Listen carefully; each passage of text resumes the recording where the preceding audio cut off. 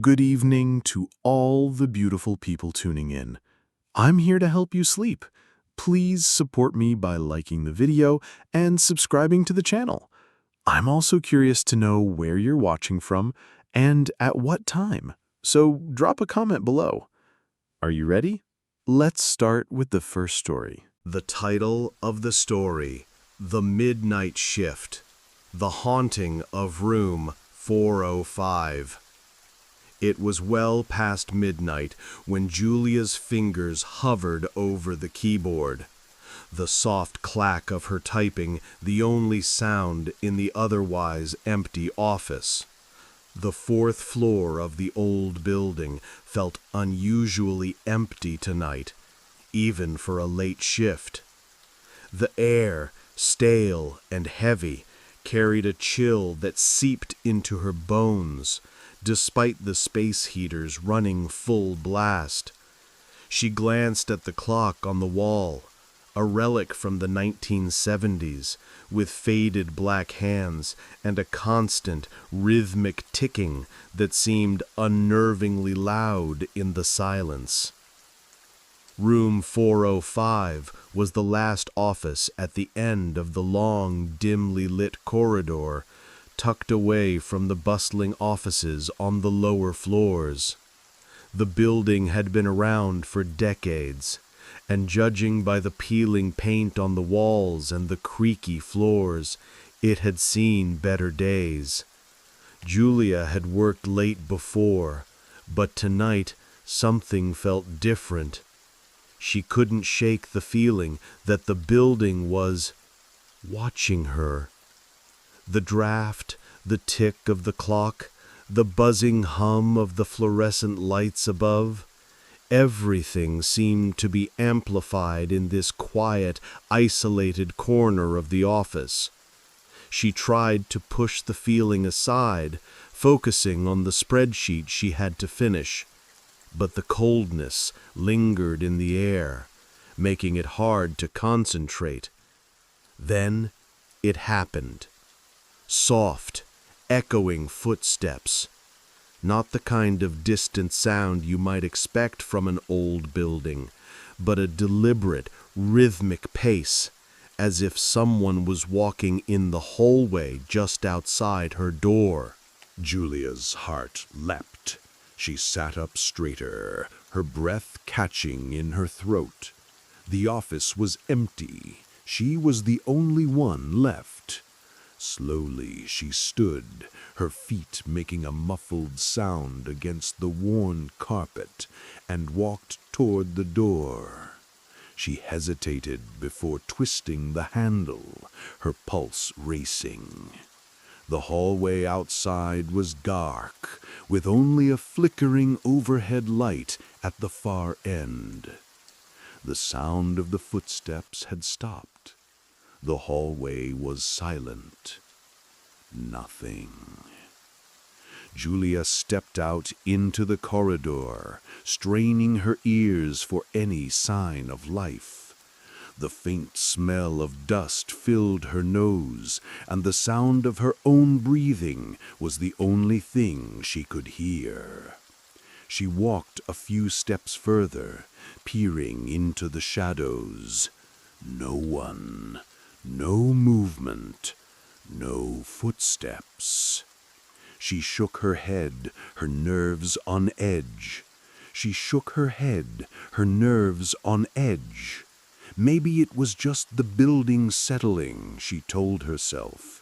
It was an old place, after all, prone to strange noises.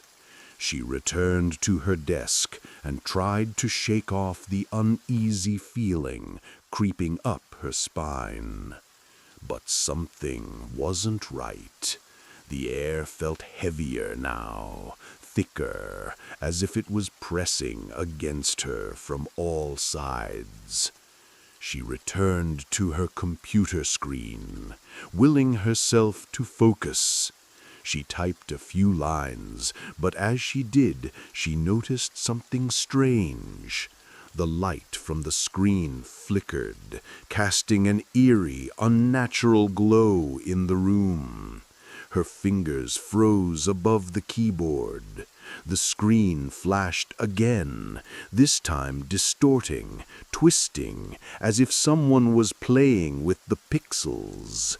A woman's face appeared on the screen, pale and sorrowful, her eyes wide with fear. She blinked, certain that she had imagined it, but then the face was gone, replaced by a jumble of strange symbols and letters in a language she didn't recognize. The faint whispers, at first unnoticeable, grew louder, voices low and hushed, filling the room as if they were right behind her. Her breath caught in her throat. She turned in her chair, looking around the office, half expecting to see someone standing behind her. No one. The whispers were growing now, filling the room like a rising tide. The sound of her own heartbeat seemed deafening, pounding in her ears. "What is happening?" she whispered to herself, trying to steady her nerves. But the words were barely audible above the cacophony of whispers. The temperature had dropped so low she could see her breath forming in the air, her fingers trembling as she reached out to touch the computer mouse. But before she could click anything, the screen flashed again. This time, the face on the screen was different. The woman's eyes were wide open, unblinking, as if staring directly at Julia. Her mouth opened slightly, as if trying to say something, but no sound came. Julia's stomach churned as the words on the screen shifted again. This time in a language Julia didn't even recognize, but felt somehow familiar. A deep chill gripped her, and she felt the hairs on the back of her neck stand up. Her hand shook as she moved the mouse to close the program, but before she could click, the room seemed to darken. The lights flickered violently, casting long, eerie shadows against the walls. Julia stood up quickly, her chair scraping loudly against the worn wood. Her pulse raced. She wanted to run, to escape, but her legs felt like lead. She could feel the presence in the room, could almost hear its breathing, its watchful gaze. Without thinking, she grabbed her phone, her hands shaking so violently she could barely dial the emergency number. But just as she hit the call button, the lights went out entirely. The room was pitch black, and Julia felt the cold rush in from every corner. The whispering stopped, but in its place she heard something far worse, the sound of slow, deliberate footsteps coming toward her from the dark. Her heart pounded in her chest as she backed away, only to find herself up against the wall. And then, as if on cue, the door to room 405 creaked open. The footsteps stopped. Silence.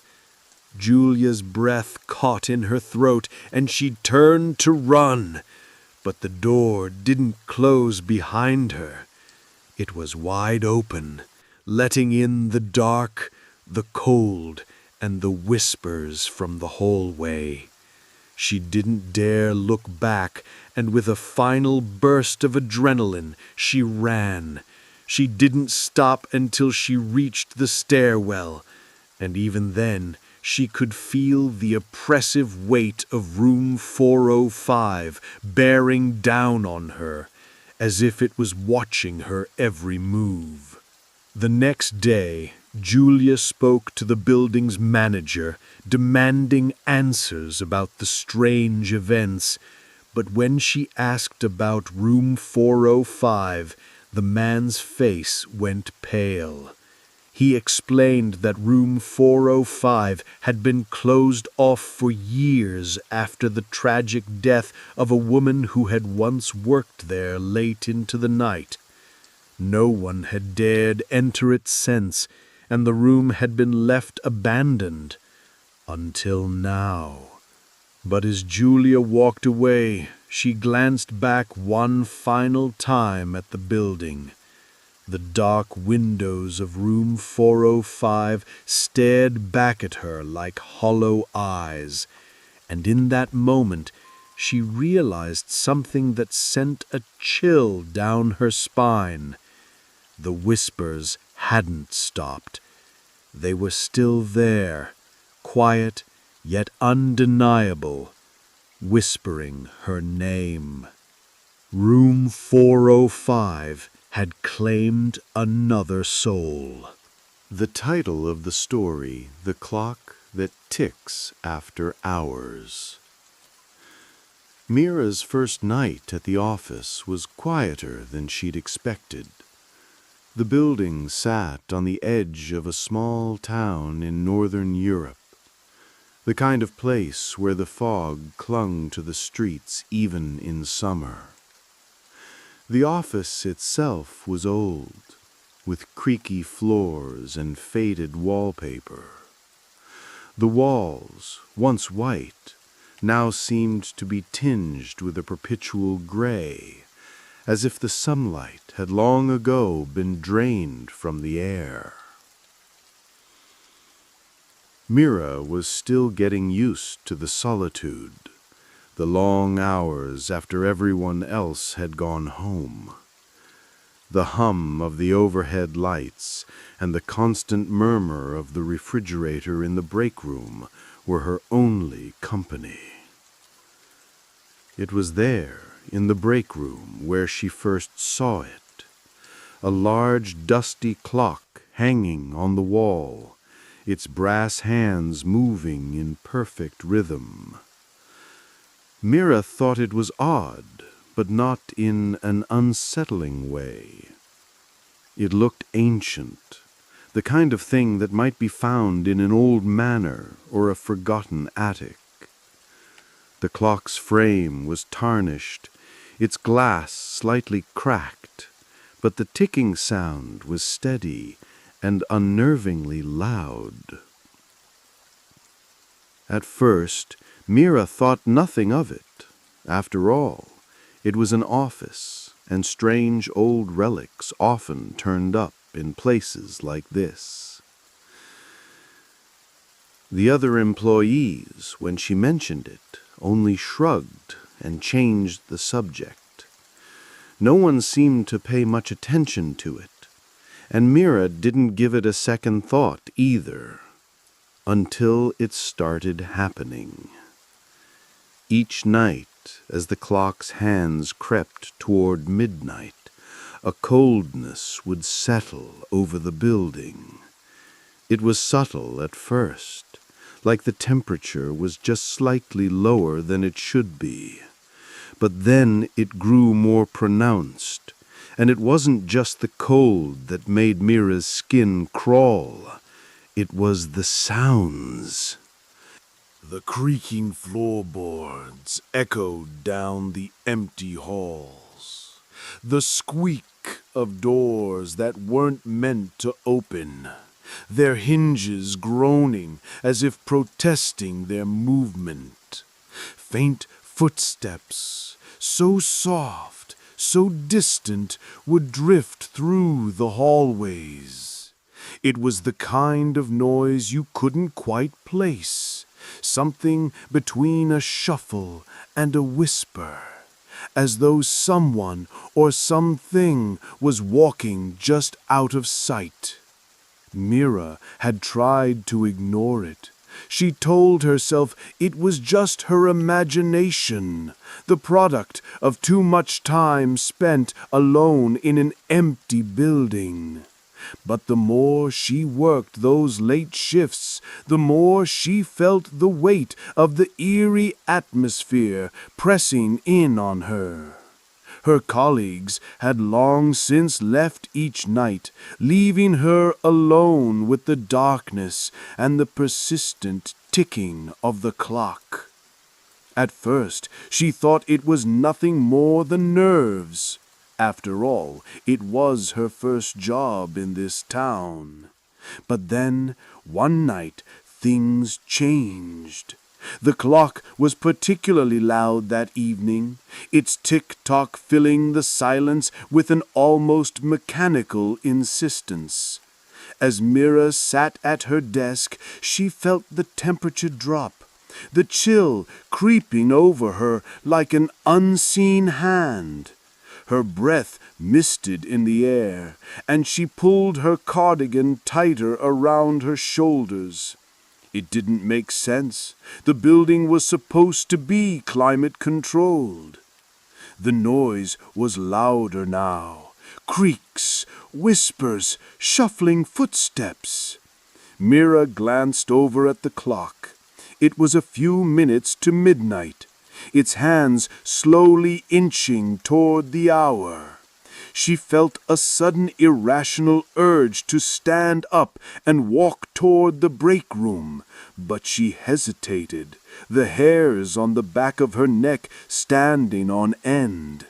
The whispers were more distinct now, almost as if someone were speaking her name, though the words were muffled and indistinct. With a deep breath, she stood up, her heart pounding in her chest, and walked toward the break room. The temperature dropped even further as she passed the hallway leading to the room, her steps slow and deliberate. She was just about to reach for the door when she stopped. The door to the break room creaked open on its own, the hinges groaning in protest. Mira's pulse quickened. She knew she hadn't touched the door. The shadows in the room seemed to grow deeper, the once familiar break room now a place of growing dread. Mira's eyes were drawn to the clock, its hands now hovering just moments from midnight. But there was something else there, something new, a figure, or rather a collection of figures, shadowy and indistinct, moving slowly across the room. At first they were just shapes in the dim light, but as the clock struck 12, they began to take form. The shadows twisted and contorted, their features barely visible, but undeniably present, human, yet not. They were dark, their forms shifting, as though they were made of the very darkness that surrounded them. And then came the whispers, louder now, filling the room with a chilling clarity. Mira could almost hear her name being called. No, not just her name, but a voice full of malice, full of hunger. "Come closer." The voice seemed to beckon. Mira's feet felt like they were rooted to the floor. She tried to move, to run, but her legs wouldn't respond. The temperature had plummeted to an unbearable cold. She could see her breath now, hanging in the air like smoke. The clock continued to tick, each second ringing out with an almost predatory rhythm. The shadowy figures were circling her, their movements slow, deliberate. The whispers grew louder, now distorted, as if the shadows were speaking in a language not meant for human ears. Mira's eyes were wide with terror, her breath coming in ragged gasps as she backed away toward the door. She reached for the handle, but something stopped her. A cold hand brushed her arm. She spun around, but there was nothing there. Nothing but the figures, their forms now towering over her, their faces grotesque and twisted in the darkness. They weren't human, not anymore. The clock struck midnight again. Mira's mind raced as she tried to understand what was happening. The clock, it had to be the clock. The figures, the cold, the whispers, they were tied to the clock. She could feel it in her bones. The clock was more than just a timepiece. It was a doorway, a portal that connected this world to something far darker. But it wasn't the clock that had been waiting for her. It was waiting for her to open it. The moment the clock struck its final chime, the figures froze. For a split second, the air was thick with silence. And then, as if a dam had burst, the shadows began to scream, their forms unraveling, spreading like ink in water. Mira tried to scream, but the sound caught in her throat. And then, just as suddenly as it had begun, it stopped. The shadows vanished, the cold receded, the clock's ticking grew quieter, and Mira found herself alone once more, standing in the break room.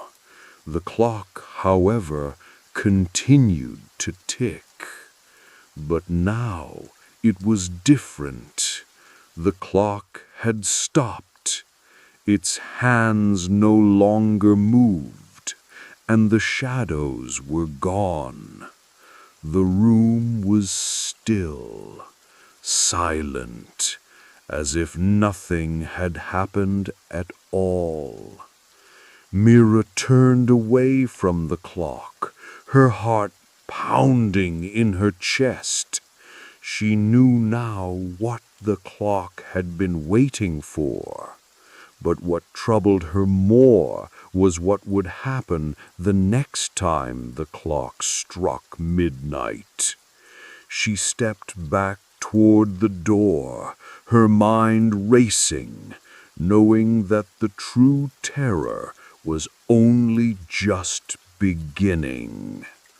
The clock had been silent for years, but not anymore. The title of the story: The Silent Worker in the Dark. The fluorescent lights flickered overhead, casting a sickly glow on the empty office space. Outside, the streets of downtown Toronto were quiet, save for the occasional passing car. Inside the towering building, it was a different story. An unnatural silence, broken only by the distant hum of machinery and the occasional creak of the building settling. It was nearly 9 p.m. when Daniel Turner, a junior accountant, found himself alone in the office. The others had left hours ago, their cars long gone from the parking lot. But Daniel had stayed behind to finish a report that had been nagging him all week. As he sat hunched over his desk, the ticking of the clock seemed to grow louder in his ears. He glanced up, his tired eyes scanning the dimly lit room. Then he saw it. At the far end of the office, in the corner, near the supply closet, a figure sat hunched over a desk. A tall, thin person, seemingly absorbed in their work. The desk was empty, no computer, no files, just the faint scratch of a pen on paper. Daniel's brow furrowed. He was sure he'd seen everyone leave earlier. No one had mentioned staying late. He blinked, rubbing his eyes, but when he looked again, the figure was still there, working quietly in the corner. The soft sound of the pen scraping against paper was the only noise in the room. His first instinct was to call out, but something held him back. A sense of unease crept up his spine, like the air had suddenly turned colder. "Hello?" Daniel called out, his voice echoing slightly in the otherwise empty room. The figure didn't respond. It simply continued to work, the pen moving in slow, deliberate strokes. He squinted, trying to make out any details. The figure wore a dark, nondescript suit, the kind that blended in with the shadows, its face hidden by the angle of their head. The person's hair, or what little of it Daniel could see, was pale, almost as if it had been bleached. Daniel hesitated, unsure whether to approach, but curiosity gnawed at him. His gut told him to just leave it alone, but his need for answers won out. Slowly, he stood up and walked toward the figure. Each step felt louder than the last, and he found himself nearly tiptoeing in the quiet office. "Excuse me, are you working late too?" Daniel asked. No answer. The figure didn't even move. "Hello?" Daniel tried again, his voice rising slightly in frustration. This time, he was close enough to see the outline of the person's face, though it remained obscured by the angle. The air in the room felt heavier now, suffocating, as if something was watching him. Still no response. Daniel's heart began to race. He turned around to leave, but the floor creaked under his feet. He paused, glancing over his shoulder at the figure once more. There was something unsettling about the stillness, about how perfectly they sat. The movements were so precise, so mechanical, too perfect to be human. Confused and uneasy, Daniel returned to his desk, forcing himself to focus on the report in front of him, but the image of the figure in the corner lingered, distracting him. The longer he sat there, the more uneasy he became.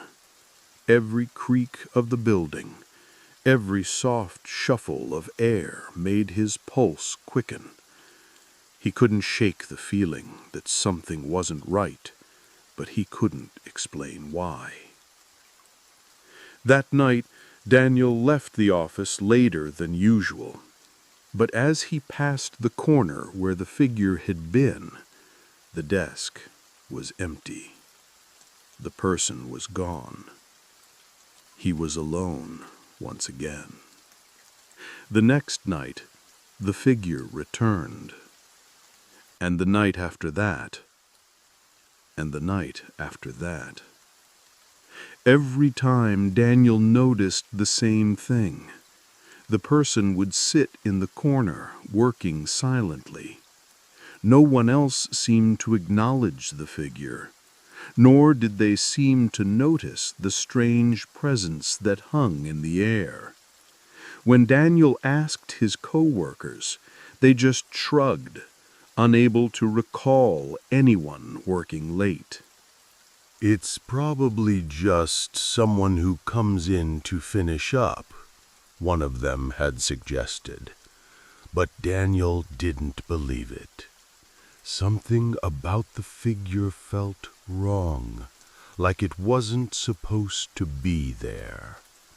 His curiosity grew stronger, and every night he found himself glancing at the corner, wondering if he'd finally get the courage to confront whoever or whatever it was. But one night, something changed. Daniel had decided that this time he wouldn't just watch from a distance. He would confront the figure. It was nearly midnight when he made his decision. His mind raced with a mixture of fear and curiosity, but his body carried him to the corner before he could second-guess himself. He stood in the shadows, watching as the figure scribbled away, the pen moving in eerily consistent strokes. He took a deep breath and stepped forward. "Hey," Daniel said, his voice barely above a whisper. The figure froze. For a long moment, the room was silent. The scratching of the pen stopped. The figure did not look up, but Daniel could feel their presence growing colder, heavier. Then, without turning, the figure spoke, their voice low and monotone. "Why are you here?" The word sent a chill down Daniel's spine. There was no emotion in the voice, no inflection, just a hollow sound that echoed in his ears. I'm just trying to figure out who you are," Daniel stammered, stepping back. "No one else seems to notice you. You don't even speak." The figure remained still, but then they slowly began to turn their head. Daniel's stomach lurched as the figure's face came into view. It was pale, almost too pale, with hollow eyes that seemed to have no depth. A twisted, unnatural smile curled on the edges of their lips. "I'm just like you," the figure whispered. "I do my work in the dark." A sudden noise, something scraping against the floor, made Daniel jump. The figure's eyes seemed to glow with an unnatural light as they slowly stood, their movements stiff, too precise, too mechanical. Daniel took a step back, his heart hammering in his chest. His eyes locked onto the figure, and that's when he saw it. Beneath the suit, there were no legs. The figure was floating suspended in midair, its limbs jerking with the same unnatural precision. A cold shiver crawled up his spine as the figure began to approach him, its steps slow, deliberate, each one echoing unnervingly in the room. "You've seen too much," the figure whispered as if to itself. Suddenly, the office lights flickered and dimmed, the temperature dropping so drastically Daniel could see his breath in the air. The door to the office slammed shut with a deafening bang. Daniel tried to move, but his legs wouldn't obey. The walls seemed to close in around him, the corners of the office stretching impossibly far. He was trapped. The figure reached out, its fingers stretching unnaturally long, and Daniel realized with a sickening clarity that it wasn't human at all. It was something else, something that never belonged here. The last thing Daniel saw before the darkness overtook him was the figure's smile, wide and hungry. The next morning, the office was eerily quiet. Daniel's desk was empty, his computer left open with the report unfinished. The cleaning crew found nothing out of the ordinary, just another empty office. No one mentioned the silent worker who had been in the corner. But the office would never feel the same to those who had glimpsed the truth. For Daniel, there was no escape. He was just another part of the office now, another silent worker in the dark. The title of the story: The Flickering Lights. Claire sat alone in the office, the rhythmic tapping of her fingers against the keyboard echoing in the otherwise silent room. The storm outside battered the windows with a furious intensity, flashing streaks of lightning that illuminated the darkened building in brief bursts of pale light. The hum of the fluorescent lights overhead was the only sound that broke the stillness of the late hour. It was past midnight. She was used to working late, but tonight felt different. A chill, not from the storm, but from something deeper, had settled over her as she worked on her report. The office was nearly empty, save for Claire. The rest of her colleagues had long since gone home, no doubt escaping the raging storm and the late hours. The building itself felt empty, too empty for comfort. The shadows stretched long across the floor, the dim light offering little relief. As the wind howled outside, Claire's eyes flicked to the overhead lights. They flickered. Just a subtle stutter, barely noticeable at first. She paused for a moment, her fingers hovering above the keyboard. Just a power fluctuation, she muttered to herself, dismissing the thought. After all, this old building was notorious for its quirks. But then it happened again. A flicker. This time it lasted a second longer, and the lights buzzed faintly before coming back to full brightness. Claire shivered and tugged her cardigan tighter around her shoulders, sensing a strange unease that hadn't been there before. She turned back to her screen, trying to focus, but the flickers continued, regular, almost rhythmic, like a heartbeat pulsing through the dim office. The air felt heavier now, and Claire's gaze shifted back to the corner of the room. It was barely visible in the shadows, but she could see something, a dark shape. For a moment she thought it was her imagination, but then the lights flickered again, and in that brief, eerie moment of darkness, the figure was clearer. It stood perfectly still in the farthest corner of the room, its outline vague but unmistakable. The figure was tall, its features obscured, but she felt its eyes, eyes that stared directly at her. Claire's heart pounded in her chest, and she froze. The figure didn't move, didn't make a sound. It was simply there, watching her. Her breath caught in her throat, and she fought to push down the panic rising in her chest. The lights flickered once more, and when they came back on, the figure was gone. Claire blinked, rubbing her eyes, convinced she had imagined it.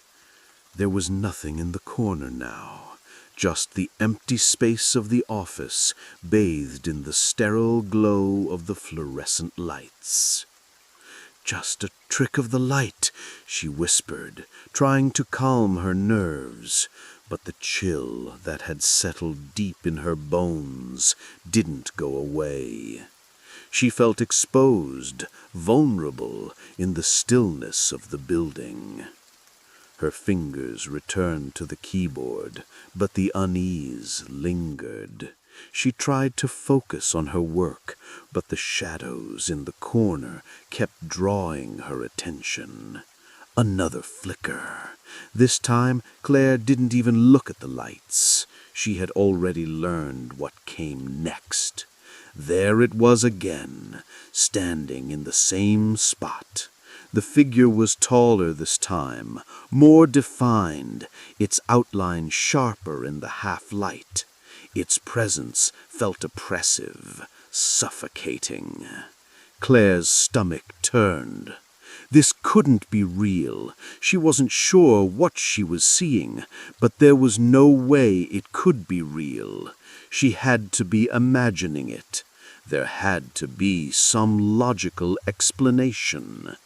But deep down, she knew something was terribly wrong. Her fingers trembled as she reached for her phone, dialing the number of a coworker. Maybe someone could come to the office, see what she was seeing. The phone rang, but the voice on the other end was nothing more than static. The line was dead. The lights flickered again.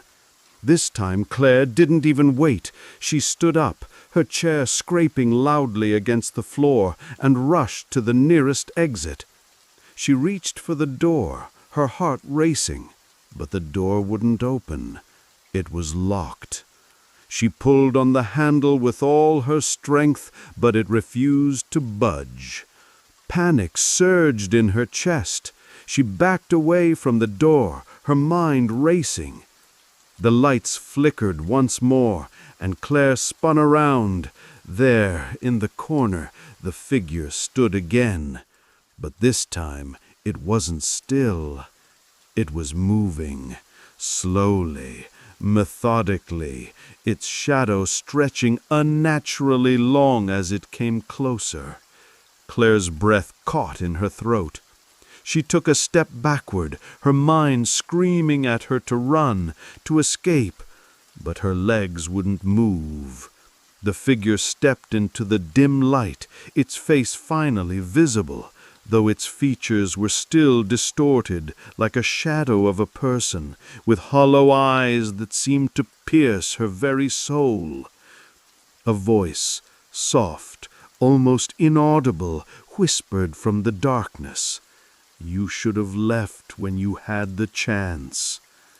Claire staggered backward, her mind reeling. She couldn't move, couldn't think. She wanted to scream, but her voice wouldn't come. The figure stepped closer, and Claire felt a coldness creeping up her spine, freezing her to the spot. The lights flickered again, and the figure was gone. But Claire dared not look around. She knew it would return, and she didn't know how much longer she could hold on before it consumed her. Desperate for answers, Claire spent the rest of the night searching through the building's history. She found old records, dusty files, and forgotten documents buried deep in the archive room. Her heart sank as she pieced together the fragments of a horrific story. Decades ago, this office had been the site of a terrible tragedy. A woman, a former employee, had worked late one evening, just like Claire. She had been alone, stuck in the same endless cycle of work, but she had never left. Her body had been found days later, her eyes wide open, frozen in terror. The building had been investigated, but no one could ever explain what had happened to her. The more Claire uncovered, the clearer it became. The figure she had seen wasn't just a ghost. It was a curse, a lingering presence that had haunted this office since that fateful night. The woman's spirit had never left. It had waited, watching, and now it was watching her. Suddenly, a loud creaking noise echoed through the office, followed by the distinct sound of footsteps, slow, deliberate, and coming closer. The lights flickered one last time, and in the split second of darkness, Claire felt something cold touch her shoulder. It wasn't a hand. It was something far worse. When the lights flickered back on, the figure was standing directly in front of her. Its face, finally clear in the light, was no longer a shadow. It was her own face, twisted with fear, frozen in time. The curse had claimed her. She had become the figure in the corner. The office would never be the same. And now she was part of the darkness, watching the next victim who would come late at night, alone, afraid, and trapped by the flickering lights. The title of the story: The Ghost in the File Room. It was a quiet, ordinary night in downtown Toronto. The hum of the fluorescent lights was the only sound that filled the otherwise still corporate office. It was well past working hours, and the office was nearly empty, save for a few late stragglers finishing up their work. The air was stale, the kind of oppressive stillness that hangs over a building after a long day. Ellie stared at her computer screen, watching the clock tick toward midnight. Her eyelids were heavy with exhaustion, but she couldn't afford to leave yet. The work had been piling up, and tonight she had been given the responsibility to retrieve some old files from the company's storage room in the basement. It seemed like such a small task, one she would have dismissed as routine, if not for the unusual timing. But at this hour, she had no choice but to comply. "Ellie, I need those files tonight. They're important," her boss had insisted when handing her the request just moments before. "Sure, no problem," she had replied, though the truth was that she wanted nothing more than to be in her bed. She had been at the office for hours, her mind already dulled by the late hour. Still, she grabbed her jacket and headed toward the stairwell. Her footsteps echoed in the empty hallway. The basement was located at the far end of the building. As she descended the stairs, she noticed the dim flickering of the overhead lights. The sound of her shoes clicking on the metal steps was unnervingly loud in the silence. When she reached the bottom, a cold draft brushed against her skin, sending a shiver down her spine. The door to the storage room stood in front of her, The faint glow of the emergency exit sign barely illuminated the dark corridor. Ellie paused for a moment. Something about the place always unnerved her. The room was huge, filled with endless rows of shelves packed with decades of forgotten files. She had been there a few times before, but something about the late hour made it feel more oppressive than usual. She pushed the door open, and the heavy, rusted hinges creaked loudly, making her flinch.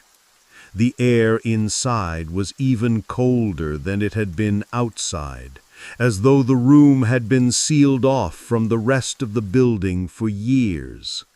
As she stepped in, the door swung shut behind her with a final jarring thud. Ellie turned quickly, instinctively reaching for the handle, but it wouldn't budge. Her heart skipped a beat. She tried again, pulling harder on the door, but the lock had clicked into place, trapping her inside. Panic rose in her chest, but she forced herself to take a deep breath. It was probably just a malfunction. After all, it was an old building. "Get a grip, Ellie," she muttered to herself, trying to calm her racing heart. The room was dim, lit only by a single flickering bulb overhead. It was vast, far bigger than she remembered, lined with high shelves packed with countless boxes of papers. The floor creaked on her shoes, the sound unsettling in the silence. The stale, cold air pressed in on her, making it harder to breathe. She reached for her phone, but the signal was weak down here, and the light on her screen flickered erratically. Ellie stepped deeper into the room, her footsteps hesitant, as if she could feel something in the air, a presence, a disturbance that she couldn't quite place. She tried to focus on the task at hand, pulling out the file request she had brought with her. But something wasn't right. It wasn't just the isolation or the cold. It was the sense that she wasn't alone. A faint whisper brushed past her ear, too soft to understand, but unmistakable nonetheless. She froze, her breath catching in her throat. Slowly, she turned her head, half expecting to see someone standing there, but the room was empty. Only the shadows cast by the towering shelves moved, flickering in the dim light. Her eyes scanned the space, but there was no one. She forced herself to keep moving, her pulse racing. She couldn't afford to get distracted, not with the task still hanging over her head. Then, out of the corner of her eye, she saw it. A shadow. A figure, standing motionless among the piles of boxes. It was barely discernible, but there. Ellie's heart lurched in her chest.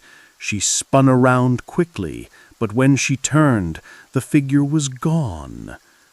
Her breath came in shallow gasps now, fear creeping in around the edges of her thoughts. She tried to dismiss it, telling herself it was nothing. The shadows, her tired eyes playing tricks on her. But she couldn't shake the feeling that she was being watched. She approached one of the shelves, feeling the coldness in the air settle around her like a blanket. The boxes were old, their contents covered in dust, their labels barely legible. Ellie ran her fingers across the worn edges, searching for the files she needed. But when her eyes landed on a particular box, something stopped her. It was marked with an old label, incident report, Richard Darnell. The name struck her as odd. She had never heard of a Richard Darnell working at the company. The label looked ancient, the ink faded and smudged. But what caught her attention was the seal, a large red stamp across the top of the file. Confidential. Ellie felt an inexplicable compulsion to open it. She lifted the box, her hands trembling, as she pulled out the first few pages. The words were difficult to read, smeared and faded by time. The more she read, the more unsettling the details became. Richard Darnell had died under mysterious circumstances several years ago, but the report was full of vague language and contradictions. There were mentions of strange occurrences leading up to his death, accidents, whispers, shadows following him. Then she found it, a description of his final moments. A tragic accident, fell from the roof, that there were reports of strange noises coming from the building in the hours before his death. His colleagues reported seeing a figure in the halls. Ellie's hands shook as she flipped through the pages, the unsettling details stacking up. She could feel her heart pounding harder now. The report wasn't just a story, it was a cover-up. Something had happened to Richard Darnell, and whatever it was, it hadn't been an accident. A chill ran down her spine as she turned another page. A photograph, yellowed with age, slipped out of the file. In it, Richard Darnell stood in front of the same building she worked in, but standing behind him, just barely visible, was a ghostly figure, a pale, distorted figure, her face obscured by shadows. The room seemed to grow colder.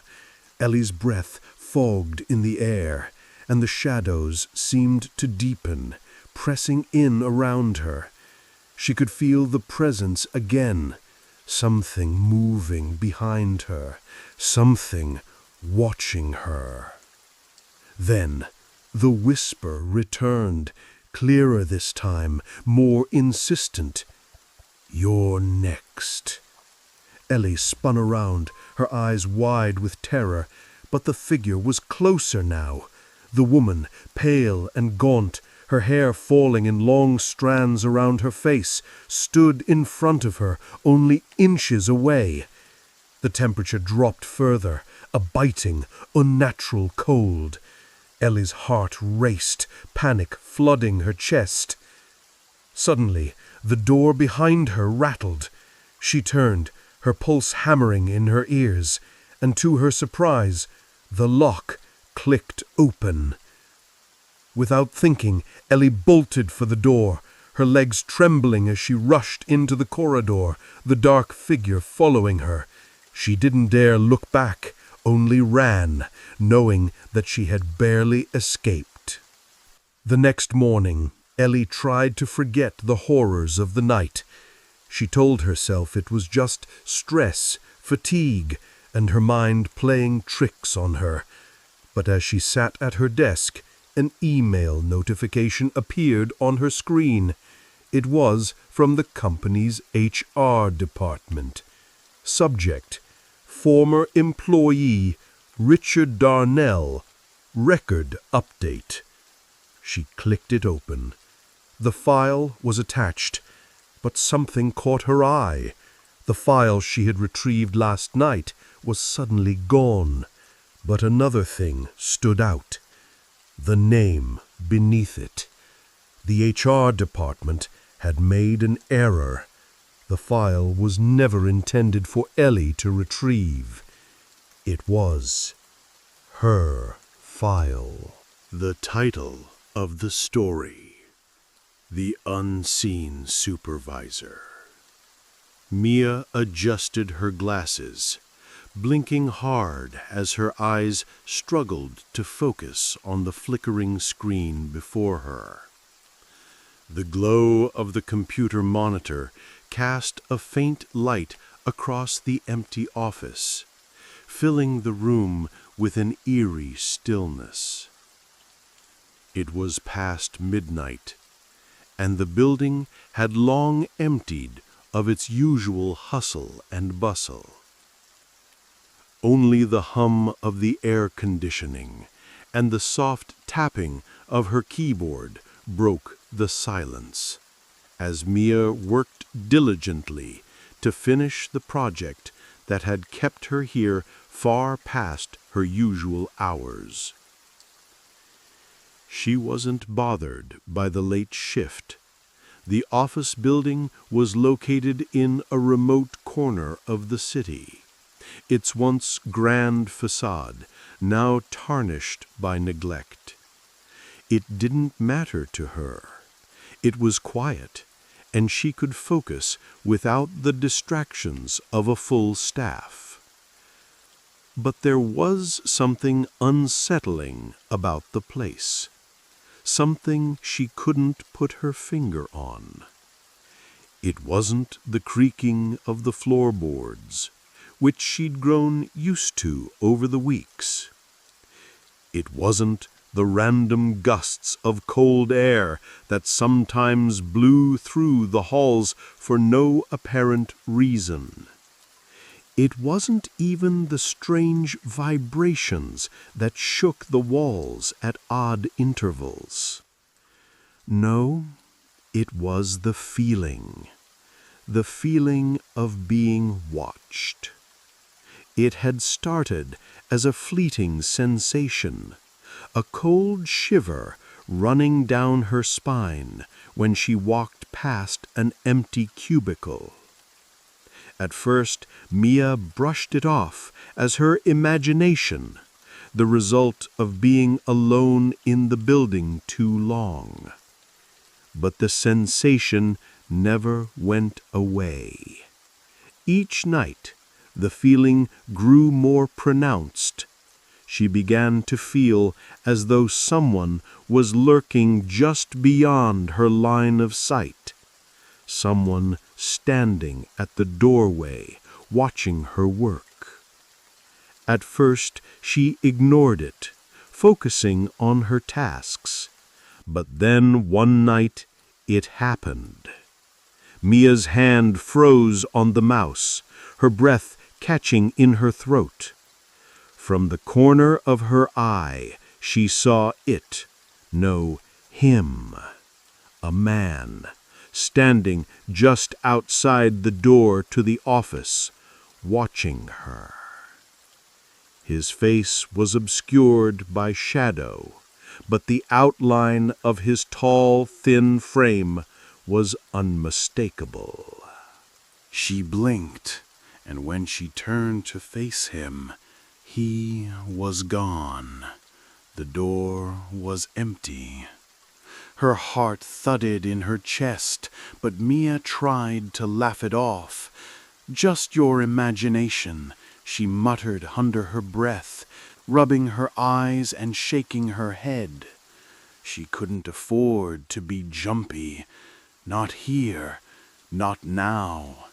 The deadline was too important. But the feeling lingered, gnawing at her. She couldn't shake the sense that someone was there, just out of sight, waiting. She glanced at the door again, the hairs on the back of her neck standing up. There was nothing, just an empty hallway. Still, her mind wouldn't let it go. She forced herself to continue working, pushing the unease to the back of her mind. The hours dragged on, the clicking of the keyboard and the occasional rustle of paper the only sounds filling the silence. But then it came again, a creak, not from the floor this time, but from the door. Mia's breath hitched as she slowly turned her head. There he was again, standing just outside the door, his form more solid this time, as though he were trying to make himself visible. His features were vague, just a shadow in the doorway. But his eyes, Mia could feel his eyes on her, cold and piercing, even though she couldn't see them clearly. This time she didn't turn away. She didn't blink. She stared at him, waiting for him to vanish. But he didn't. He stood there, watching. Her pulse quickened. "Hello?" she called out, her voice sounding smaller than she expected. No answer. She stood up, her legs unsteady, and walked toward the door, but as soon as she reached it, there was nothing. No man, no shadow, just an empty hallway stretching into darkness. She swallowed hard, the back of her throat dry. It had to be a trick of the mind, a product of exhaustion. It was the only explanation. But over the next few days, the strange occurrences continued. Each night, as the office grew quieter, the feeling of being watched intensified. Mia began to notice other oddities. The flickering of the lights when there was no storm. The whisper of a voice that seemed to drift from the shadows. The sudden chill that swept through the room when she least expected it. She couldn't tell anyone about it. Who would believe her? The staff was long gone by the time she arrived, and no one ever stayed after dark. She had no choice but to endure it alone, each night feeling the eyes of the unseen supervisor on her as she worked. Then, one evening, she found a folder on her desk. A folder that hadn't been there when she first arrived. The cover was old and yellowed with age, its edges frayed. She opened it carefully, her fingers trembling as she sifted through the papers inside. There, at the top of the first page, was the name Edgar Blackwell, the previous building supervisor. Mia's stomach twisted as she read further. Edgar Blackwell had vanished over 10 years ago, disappearing without a trace during his late-night shift. Some claimed he'd fallen victim to an accident, perhaps a fall down the building's crumbling staircase, but no body was ever found. His disappearance had been the subject of much speculation, but the case had remained unsolved. As Mia delved deeper into the folder, she discovered something that made her blood run cold. The final entry in the folder was dated just a few weeks before she started working there. It described a man who had been seen roaming the hallways late at night, watching the late shift workers. The report noted that the man's appearance was unsettling, his face gaunt, his clothes disheveled, and his eyes empty. The last line in the report sent a shiver down Mia's spine. Edgar Blackwell is dead, but his presence remains. Her heart raced as the truth began to dawn on her. The figures she had been seeing in the hallways, the sensation of being watched, it wasn't her imagination. It was Edgar Blackwell, his spirit lingering in the building, still acting as the supervisor, still watching over the workers as he had in life. And then it hit her like a punch to the gut, the true horror. The spirit wasn't just observing her, it was preparing her. The whispering had been subtle, the shadows growing darker, the eyes watching more intently. Edgar Blackwell was no longer content with simply watching. He was waiting for her to take his place. Mia felt her legs buckle, her hands trembling as the room seemed to grow colder. The faint whisper she had been hearing from the shadows grew louder, clearer now, and she realized with terror that it was speaking her name. She glanced around frantically, but there was no escape. The building had become a maze, and the walls seemed to close in on her. The door she had just passed was no longer there, only darkness. The last thing Mia saw before the lights went out was the shadow of Edgar Blackwell, his hollow eyes fixed upon her, his outstretched hand beckoning her forward. The next morning, the building was eerily silent, as it had always been. The janitor arrived to find the office empty, just as it had been the night before. But Mia was never seen again. No one suspected the truth. After all, it was just another late-night disappearance. But the old office building stood, waiting for its next supervisor.